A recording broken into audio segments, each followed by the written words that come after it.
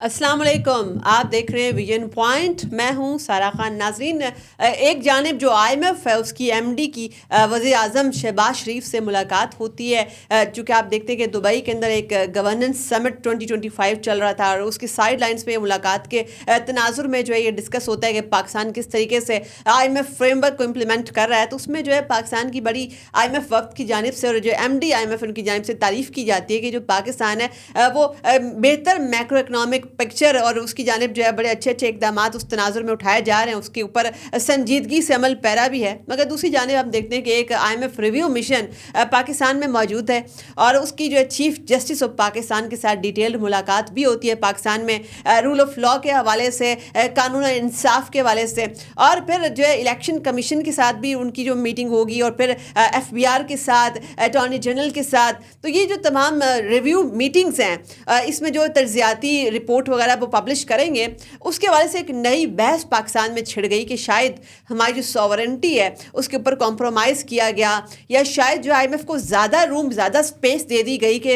एक तो तशबीह बड़ी ख़तरनाक किस्म की ईस्ट इंडिया कंपनी के साथ भी उनकी जो है वो पेश की गई कि जी शायद पाकिस्तान को उसी जो है तौर के ऊपर उसी जो है पस मंज़र में उसी तरीके से डील किया जा रहा है। मगर सवाल ये है कि अगर आईएमएफ पाकिस्तान को बेहतर गवर्नेंस के पैरामीटर्स के हवाले से पाकिस्तान को काम करने के लिए जो है वो अच्छी तरकीबात देता है तो उसमें हर्ज क्या है। फिर उसके साथ साथ हम ये भी देखते हैं कि जो आईएमएफ है 1997 से ही गवर्नेंस को बेहतर बनाने के लिए सिर्फ पाकिस्तान नहीं बल्कि दुनिया भर के अंदर भी जो तीसरी दुनिया के ममालिक है जिनको आईएमएफ एड की ज़रूरत पड़ती है, तो वो 1997 से गवर्नेंस फ्रेमवर्क को मज़ीद शफाफ और बेहतर बनाने के लिए तकनीकी इमदाद और मशवरे जो है ऐसे फ्रेमवर्क तजवियाती रिपोर्ट्स वगैरह फराहम करता आ रहा है। और फिर 2018 के बाद तो उसने मज़ीद जो है पाकिस्तान की मैक्रो इकनॉमिक पिक्चर को जो है ख़ास तौर पर गुड गवर्नेंस के साथ, रूल ऑफ लॉ के साथ मंसूब किया।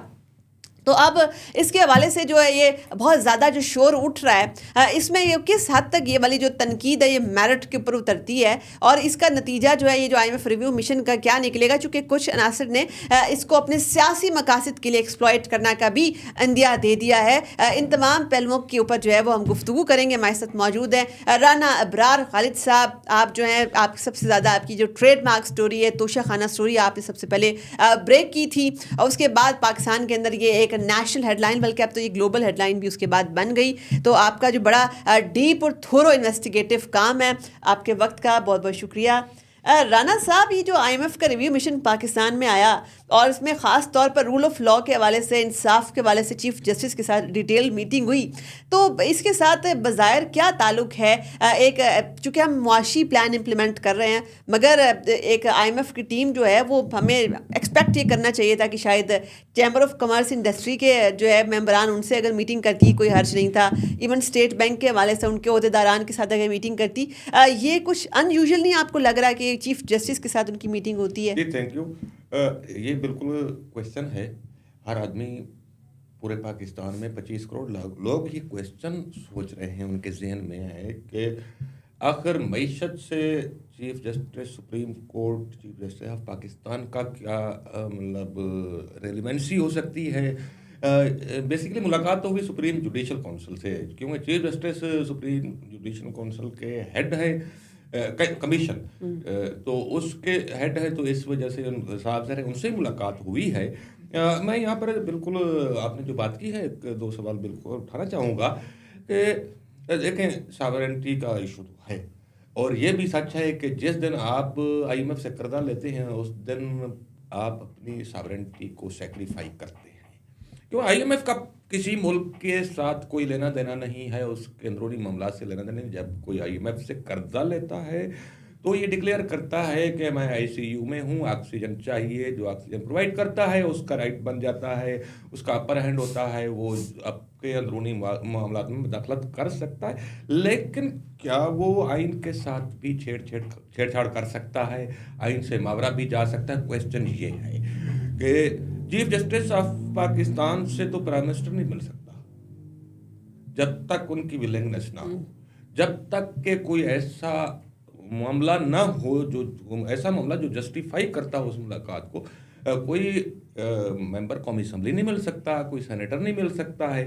तो कुछ गैर मुल्की लोग जो कि आईएमएफ के नुमाइंदे हैं, वो कैसे मिले हैं, के ऊपर क्वेश्चन तो बनते हैं। अच्छा राणा साहब, एक जो चीज़ है उठाई जा रही है, एक सवाल जो उठाया जा रहा है वो ये भी है कि शायद पाकिस्तान ने, जो government of Pakistan incumbent government है, इसने कोई खुफिया मुआहिदा आईएमएफ के साथ किया हुआ था कि जिसके तहत उनको इतनी ज़्यादा लेवरेज, इतनी स्पेस दी गई कि जी आप हमारे आकर अंदरूनी दारों के अंदर मदाखलत कर सकते हैं, और उसके हवाले से ये जो स्पेस इन्होंने ली है ये गवर्नमेंट ऑफ पाकिस्तान ने उनको दी है कि अब आईएमएफ जो है पाकिस्तान के अदालती निज़ाम के अंदर भी झांक रहा है। जी बिल्कुल, गवर्नमेंट ऑफ पाकिस्तान ने दी है। 2022 के अंदर शौकत तरीन वजीर ख़जाना थे, उन्होंने जो मुआहदा किया था उसकी एक शेक ऐसी थी कि बाकी तो ये था कि ये शराइत हम तस्लीम करते हैं, या आईएमएफ ने कहा ये शराइत 12 शराइत आपको तस्लीम करनी होगी, लेकिन 13वीं शर्त जो उन्होंने रखी कि हम जब चाहें कोई और शर्त रख सकते हैं।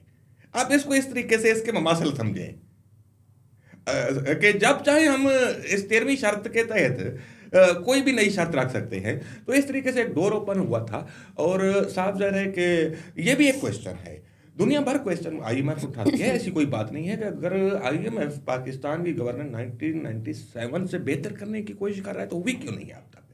लेकिन हम उस तरफ आते हैं कि $1 बिलियन क्वेश्चन के उस मुलाकात में क्या हुआ, आईएमएफ का नुमाइंदा वफद क्यों मिला है चीफ जस्टिस से, और बातें क्या हुई, और जो है उसका नताइज क्या। अच्छा राणा साहब, एक और भी बड़ी अहम तरीन बात है जैसे से कुछ ऐसे मामलात हैं कि वो सिस्टम अगर बेहतर होता है फ़ायदा उसमें पाकिस्तान का ही। आप देखें कि अगर वो बेहतर हो ना।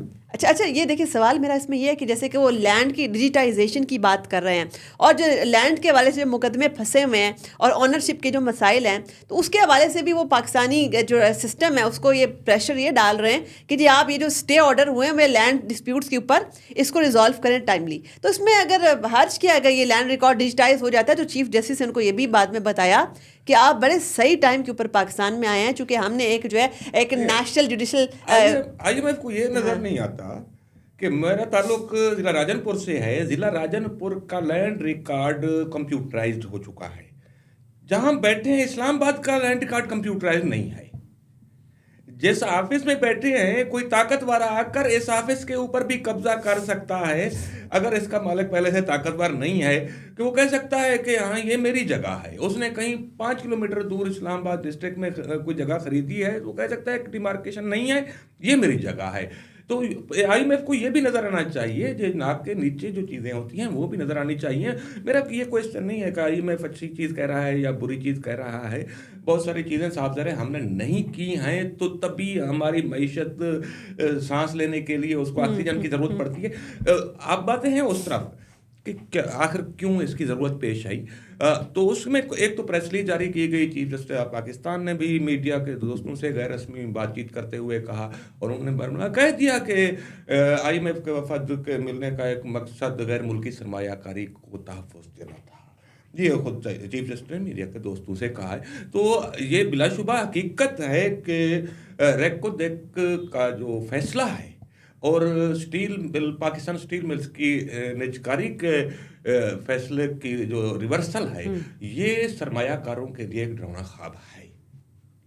ये हकीकत है कि उनके लिए अदम तहफ़्फ़ुज़ है, ख़ास तौर पर गैर मुल्की सरमायाकारों के लिए, जो रेकोदेक फैसला था उस वक्त के chief justice supreme court Iftikhar Mohammad Chaudhry ने दिया था।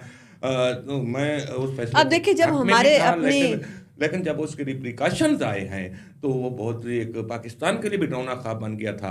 एक कारके का मामला हमारे सामने है, पाकिस्तान के जो टर्की के साथ किए गए मंसूबे हैं, बहुत सारे मुआहदे, वो बाद में क्वेश्चनेबल साबित हो गए। हमारी जुडिशल एक्टिविज्म ने कुछ छोड़ा ऐसा एफडीआई के रास्ते में रुकावटें खड़ी करने में कोई उन्होंने सुकम छोड़ा नहीं। आपने देखे कि एलएनजी के मंसूबे हमने किए, वो तमाम क्वेश्चनेबल बन गए। और भी चीज़ थी उसके ऊपर मैं आपके नाज़रीन को बताना चाहूँ कि एक गवर्नमेंट ऑफ पाकिस्तान मौजूदा हुकूमत ने जो जब ये आईएमएफ प्रोग्राम साइन हुआ, एग्रीमेंट साइन हुआ, तो उसमें एक कमिटमेंट की थी, उसको कहते हैं governance and anti corruption diagnostic assessment.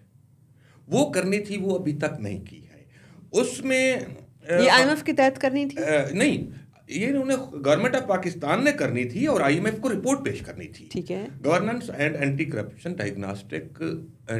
Diagnostic assessment करनी थी, वो नहीं की है। अच्छा, उसमें यह है कि 20 शोबे शामिल हैं, 6 शोबे हैं और उसमें तकरीबन 20 मिनिस्ट्रियाँ और इदारे शामिल हैं کہ ان کی گورننس کے حوالے سے ایک اینٹی کرپشن کے حوالے سے اور گورننس کے حوالے سے رپورٹ پیش کرنی تھی، وہ نہیں ابھی جو ٹرانسپیرنسی انٹرنیشنل ہے وہ تو اس میں ہماری تنزلی ہوگی، ہم بڑی جو ہے محنت کر رہے ہیں. ہاں، اس میں لا اینڈ جسٹس کا شعبہ بھی شامل ہے. اس کے اوپر سپریم جوڈیشل کونسل کے ساتھ ملاقات میں بات چیت کی ہے IMF کے وفد نے، اور کافی اس پر بحث مباحثہ ہوا ہے. ایک تو اہم بات یہ تھی. اس کے علاوہ میں آپ کو ایک انکشاف کروں کہ ایک ٹیکس ترمیمی بل 2025 قومی اسمبلی میں پینڈنگ ہے. اس وقت قومی اسمبلی کی قائمہ کمیٹی خزانہ میں اس پر بحث ہو رہی ہے، جس کو منی بجٹ بھی کہا جاتا ہے، ڈرونا منی بجٹ کہا جا رہا ہے. تو وہ عنقریب، کیونکہ حکومت کے پاس اکثریت ہے، عنقریب منظور ہو جائے گا. اس کے جو ریپریکاشنز ہیں اس کے لیے سپریم جوڈیشل کونسل کے ممبران سے اور چیف جسٹس آف پاکستان سے بات کرنا IMF کے لیے ضروری تھا، کیونکہ وہ تو پاکستان کے وزیر خزانہ بھی کہہ چکے ہیں کہ یہ IMF کی ڈیمانڈز کے اوپر بل لایا گیا ہے. اس کے کنٹورز کیا ہیں، ایسے کیا سیلنٹ فیچرز ہیں؟ اس میں یہ ہے کہ اس میں اکانومسٹوں کی رائے ڈیوائیڈڈ ہے. پہلے میں بتا دوں کہ بل میں کیا ہے. بل میں یہ ہے کہ نان فائلر کے لیے اکنامک ایکٹیویٹی کو بالکل ناممکن بنانے کی کوشش ہو رہی ہے، جس میں نان فائلر بینک اکاؤنٹ نہیں کھلوا سکے گا. اگر اس کا پہلے سے پرانا بینک اکاؤنٹ ہے تو اس کو بالکل لمیٹائز کر دیا جائے گا. جس طرح کے ایزی پیسہ کا اکاؤنٹ کی ٹرانزیکشن لمیٹڈ ہوتی ہے وہ کر دیا جائے گا. اس کے علاوہ جو نان فائلر ہے وہ اسٹاک مارکیٹ میں شیئر نہیں خرید سکے گا، فروخت نہیں کر سکے گا، ریئل اسٹیٹ نہیں خرید سکے گا. ابھی کچھ کہا جا رہا ہے کہ اس میں ایک چھوٹی سی ترمیم کی جا رہی ہے کہ 1 کروڑ تک کی ریئل اسٹیٹ خرید سکے گا، اور وہ بھی مطلب فرسٹ ہوم کے طور پر. اس کے علاوہ نہیں خرید سکے گا. پھر گاڑی نہیں رجسٹرڈ ہو سکے گی، گاڑی بیچ نہیں سکے گا. یہ مطلب اس طرح کی بہت ساری اور چیزیں ہیں.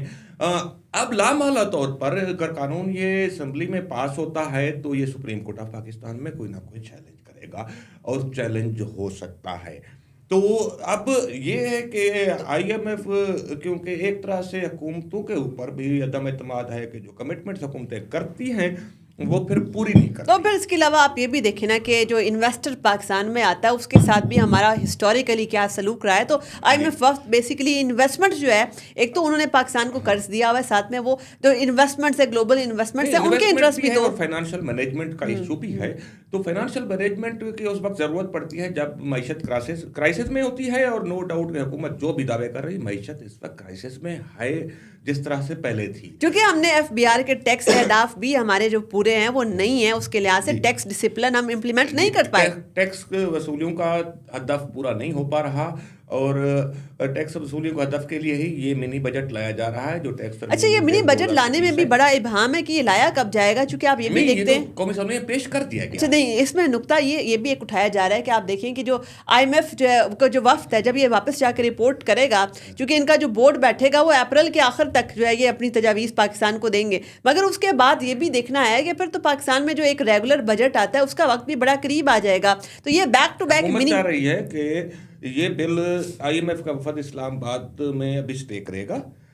اس دوران ہی یہ بل قومی اسمبلی سے منظور ہو جائے، کیونکہ یہ فائنانس بل ہے، اس نے منی بل کہتے ہیں اس کو، سینٹ سے منظور نہیں ہونا ہوتا. تو پھر یہ سیلڈ کلاس جو ہے اس کے اوپر جو بوجھ ڈالنے کی باتیں ہو رہی ہیں وہ درست ثابت ہونے والی ہیں. اس کے اوپر بھی بوجھ آئے گا، اور نان فائلر کے اوپر مطلب پاکستان میں نان فائلر کے لیے اکنامک ایکٹیویٹی میں حصہ لینا ناممکن ہو جائے گا. اور اس کے ساتھ ساتھ جو مطلب انڈاکومنٹڈ اکانومی ہے اس کو بڑا سیٹ بیک پہنچے گا، کیونکہ پاکستان میں یہ کہا جاتا ہے کہ 2/3 حصہ اکانومی کا انڈاکومنٹڈ ہے. تو اگر اس کو سیٹ بیک پہنچتا ہے تو پاکستان کو بھی ایک نقصان ہو سکتا ہے. تو اس کے اوپر جب اس کو چیلنج کیا جائے گا سپریم کورٹ میں تو اس کے صاحب ظاہر ہے کہ لوگ اسٹے آرڈر کی کوشش کرتے ہیں.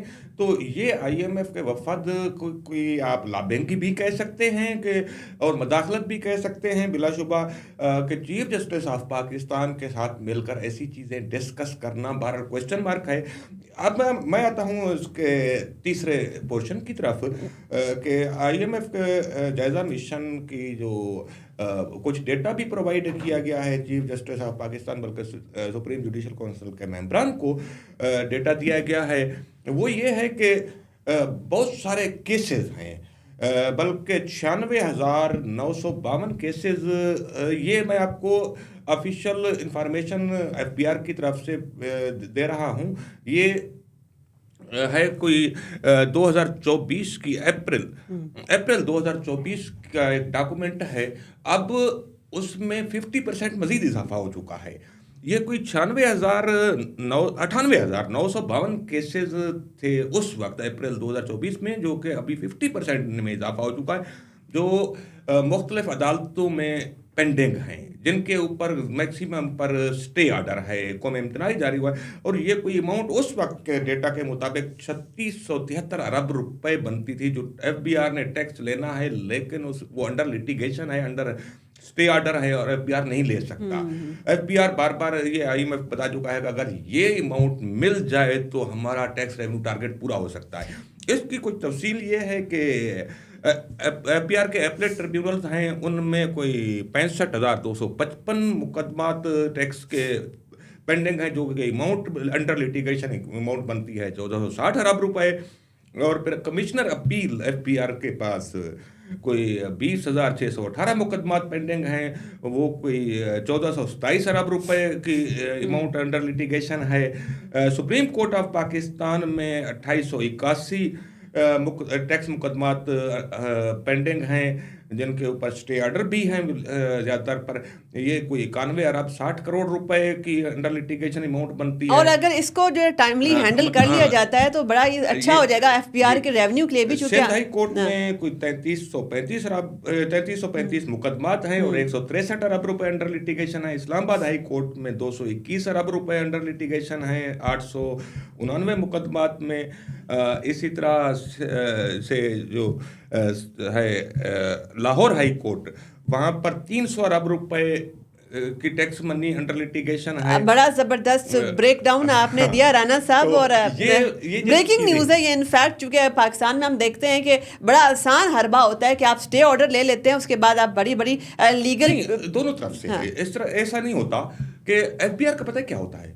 एफबीआर को जब हुकूमत टारगेट देती है तो एफबीआर टैक्स चोरों से टैक्स लेने की बजाय या नए उसका दायरा वसी करने की बजाय, नए टैक्स पेयर लाने की बजाय लोगों के ऊपर नाजायज टैक्स भी लगा देता है, ताकि वो पैसा मिल जाए, टारगेट पूरा हो जाए। जब नाजायज टैक्स लगता है तो लोग कोर्ट में जाते हैं, लोग उसको स्टे करवाते हैं और कहते हैं कि जब तक इसका डिसीजन नहीं होगा हम पैसे नहीं देंगे। तो ये भी मामला होता है कि आपको पता है कि पाकिस्तान के वजीर आजम ने कहा ये करप्ट नहीं, बिल्कुल, नो डाउट रिकॉर्ड टीवी पर राना साहब ये पाकिस्तान की स्ट्रीमिंग हो रही थी कि वजीर आजम शहबाज शरीफ ने कहा कि एफबीआर करप्ट। राना साहब बिल्कुल इसी नोट के ऊपर कंक्लूड करते हैं आज की नशिस्त को, चूँकि बड़ी बदकिस्मती है कि हमारे इदारों के अंदर सबसे पहले इंटरनल रिफॉर्म्स जब तक नहीं होंगी तो आप ये जो मालियाती नज़्मो ज़ब्त लाने की बातें हो रही हैं, इकनॉमिक रिफॉर्म्स की, मैक्रो इकनॉमिक पिक्चर बेहतर करने की, उस वक्त तक आप उस टारगेट की जानिब नहीं जा सकते। चूँकि हमने ये भी देखना है कि अगर एक जानिब आप IMF के रिव्यू मिशन के हवाले से अगर सवालात उठ रहे हैं कि पाकिस्तान शायद अपनी इकनॉमिक सॉवरेंटी या ओवरऑल अपनी जो डिसीजन मेकिंग है अगर उसके अंदर मदाखलत पसंद नहीं कर पा रहा या उस पर सवालात उठा रहा है, मगर उसके साथ साथ ये भी तो देखना है कि बहुत सारी ऐसे रिफॉर्म्स एजेंडाज हैं कि जिनके ऊपर पाकिस्तान के अंदर इंटरनली जो ब्यूरोक्रेसी है उसकी जानिब से शदीद तरीन मज़ामत का भी सामना है। और इसके हवाले से कोई ऐसा एक्टर अगर आपको जो है रिफॉर्म्स के हवाले से तकनीकी बुनियादों के ऊपर भी आपकी मुआवनत करता है, जो कि वो 1997 से करता आ रहा है, तो इसमें फिर हर्ज भी नहीं नज़र आता। अपनी मेज़बान सा खान को दीजिए इजाज़त। अल्लाह हाफ़िज़।